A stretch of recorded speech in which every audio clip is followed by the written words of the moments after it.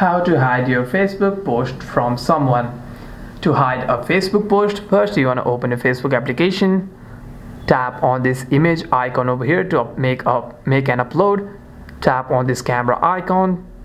After you have selected your photo, you want to simply tap on this tick option over here. And here you'll be able to see an option to tag your friends, or if you want to manage your audience, you want to simply tap on this friends option over here. After that, you want to select this close friends list, and here you will be able to see all of your friends. You want to simply tick mark the users that you want to show your post to. Tap on save and tap on done.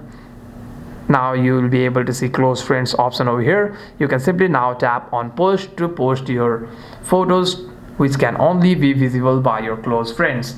Hope this video was helpful, and if you have any further questions, do comment down below.